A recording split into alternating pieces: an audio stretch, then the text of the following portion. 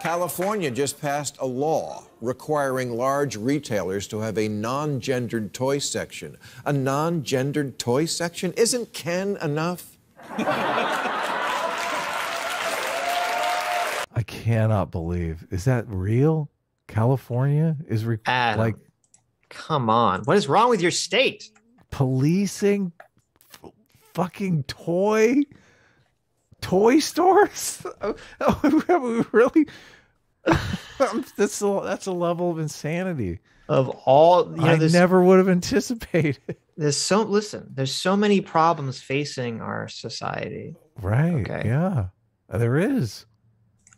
Obviously, the gendered toy sections is what we need to focus on. Man. Yeah. Okay. Let's see. This is from October of last year. Is it real? A 10-year-old girl. This is one of those like Reddit stories that we all know is fake. A 10-year-old girl was shopping with her mother one day when she asked a question. Why were some toys off limit to her as a girl, but would it be okay to play with if she were a boy? That girl was Albert Einstein. No, that girl was the daughter of a staffer who worked for a California lawmaker. This year, Assemblyman Evan Lowe cited the girl's question as inspiration for the bill he wrote that will force some retailers to create gender-neutral children's sections in their store. Okay. California Governor Gavin Newsom on Saturday signed the legislation Assembly Bill 1084. No way. Large retailers to have non-gendered toy sections starting in 2024. So don't worry, you have 2 years to get that motherfucker out of office. Jesus Christ. This is so dumb. 2024. I thought they just introduced the bill. It's already been signed into law. It's already been signed, yes. How's my graphic? It's short.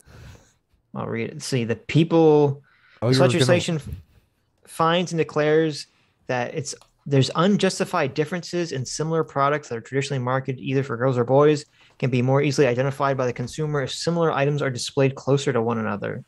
Undivided area on the retail sales of the floor. Okay. Keeping similar items that are traditionally marketed either for girls or boys separated makes it more difficult for the consumer to compare the products and incorrectly implies that their use by one gender is inappropriate. A retail department store that offers childcare items or toys for sale shall maintain a gender-neutral section or area to be labeled at the discretion of the retailer, in which a reasonable selection of items and toys for the children that it sells shall be displayed, regardless of whether they have been traditionally marketed for either girls or for boys. This shall only apply to retail department stores that are physically located in California and have a total of 500 or more employees. Blah, blah, blah. Where do they put the gay toys? Beginning January 1st, 2024, a retail department store that fails to comply with this section is liable for a civil penalty not to exceed $250. There you go. Really? You're kidding me. Oh, I'm sorry. $250 for the first violation, $500 for the second. And for subsequents, really? Well, they could get sued by the state of California. So as a business owner, I have to pay $750 to be able to give the finger to the state. Well, no, then you get sued after that by the state of California. So. Oh, really? There you go. I can't. This is atrocious. Is that not the dumbest shit you've ever heard? There's going to be activists going down to the local toy store. Of course. And they're going to be, I mean, toy store. They're going to go down to Walmart. Walmart has a toy section. They're going to be like, what's going on here? You have all the Barbies in one aisle and all the dinosaurs in another aisle. What are you, sexist pieces of shit? Walmart. Let's cancel Walmart. Boycott Walmart.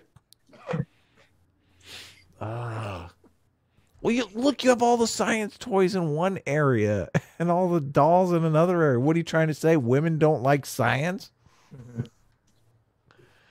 This is terrible. So dumb. This is idiocy.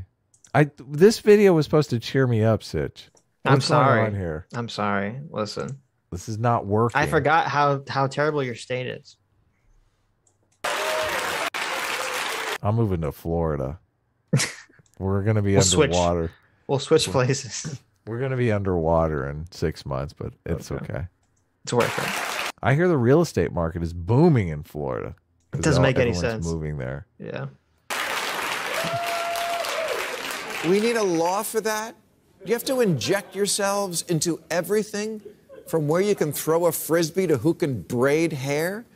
This is why so many people, by the way, were triggered by COVID policies. They were already sick of rules. Regulation should be a good issue for Democrats. It's certainly one they're associated with. And I think the average voter would agree that banks and chemical plants and drug companies need watching. Telling a company, you can't dump the waste from your hog farm straight into the water supply. We're mostly all for that. But mostly all for that. Oh, sometimes you want a little bit of waste in your water supply. Big polluter. Okay? It gives it a little bit of a flavor. A little tinge, a little hog feces tinge. No thanks. A little bacon flavor, you know. You don't want bacon flavored water? Come on. Bacon flavored water actually sounds delicious, but parody of themselves, just making rules to make rules because it makes you feel like you're a better person. Ooh. Making sure that everything bad never happens again, which you can never fully do. It just makes everyone else's life a drag. The Biden infrastructure bill has a provision that requires all new cars to install an alert system that goes off when you leave a baby in the back seat, which is something done only by crackheads and people who sadly, yes, do it on purpose. And after every one of us winds up bearing the cost for cars to install this alarm, you know who's going to ignore it? Crackheads and people who do it on purpose. This is like insane.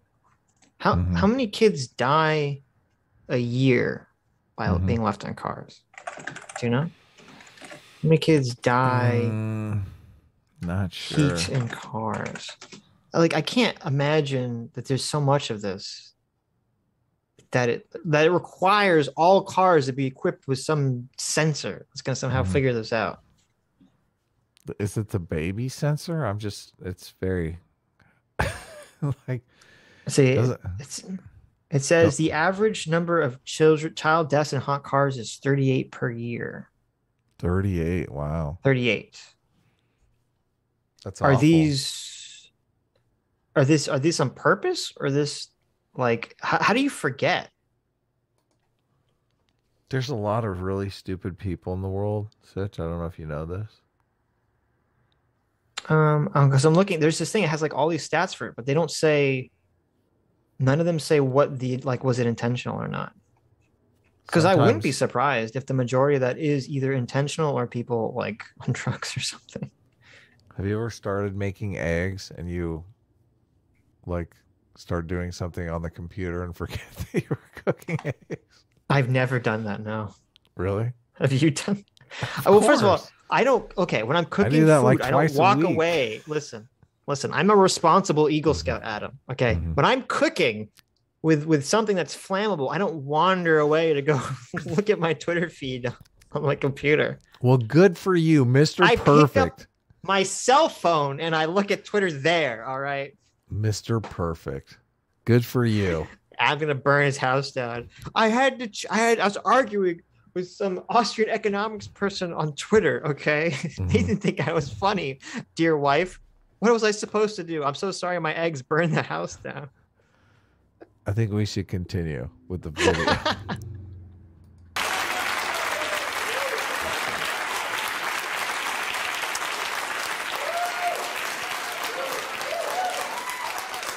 A sensor light is not going to fix this problem, and Democrats no longer possess the common sense to understand that not every problem in the world can be fixed with a regulation. But don't tell that to the advocacy groups who also want every future car in America to only start when the driver blows into a breathalyzer. Oh, great. My other car is a Karen. I thought they already had those. For people who get a DUI, they install them. Right. Yeah. I don't have a problem with that. But yeah, if every car had that naturally, that seems fucking crazy. You have to blow your car up before you can drive. Listen, you want to drive, you got to blow your car, okay? Someone's gonna get off on that. Who's this guy? That I don't know. Poor guy. They just turned to him. Yeah, He was some you guest. like it. You know you like that regulation. They gave him this guy likes the regulation cam. Well, you know, it's also not safe to drive when you're crying. Should we make a car that follows your texts and stops the engine when you're dumped?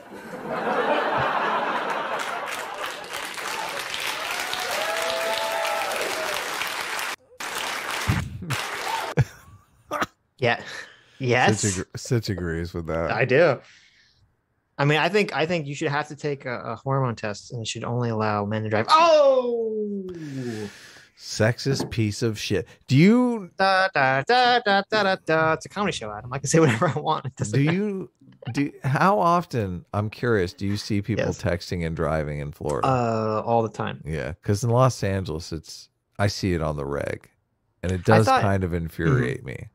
I thought in California it was illegal, and they actually pulled you over for doing it. I mean, they can. Mm-hmm. Yeah, sure they can. Oh, okay. There's nobody pulling anyone over when I see people texting and driving. When Adam is texting about how much he hates seeing other people texting and driving, no one gets pulled over. Text at the red lights, okay? Don't text while you're driving. Yeah, that's it. That's true. Racism is bad. How about a car that won't start unless you play a message about tolerance from George Takei? Dude, don't give them any ideas. Yeah, right. They would make a car that you had to, acknowledge your white privilege before you could start. This car will only start when you've acknowledged your white privilege. They would. Don't think they wouldn't. They would implement the first racist automobile. Yes. They're like, we're not around to be racist against you all the time. We want your car to do it. Well, we're not available.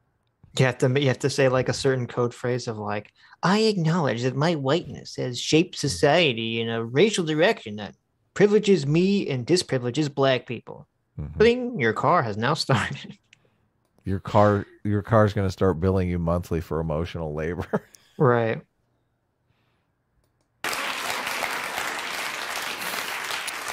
Regular viewers of this program may recall my long battle to get solar power hooked up at my house. It involved this shed, which had to be built to house this solar battery. Yes, that battery needed a house to live in. And not just any house, one that had to follow the specifications of this chart. That's a real chart of the steps we had to go through to get this thing turned on. Democrats have to stop thinking that what the voters dream about is to be hassled. If you buy a shed at Costco, it comes with this warning. Warning, this product can expose you to wood dust. Wood dust. No kidding, which is known to the state of California to cause cancer. That's right, California thinks you're going to snort your shed.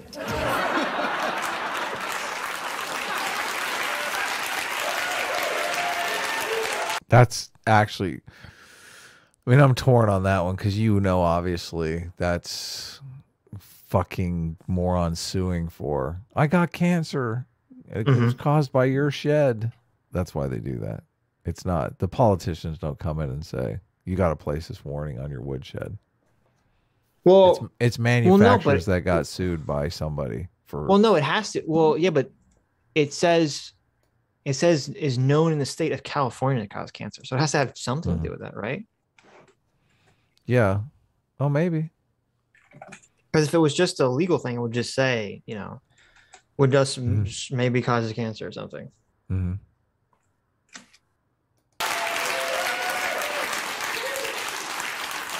I don't want to blow Pinocchio. I just want to put the lawnmower away. Sure, you don't want to blow Pinocchio. So, okay, this is from Proposition 65, requires businesses to determine if they must provide a warning about some listed chemicals. And it says wood dust is one of these chemicals. So it was actually a law.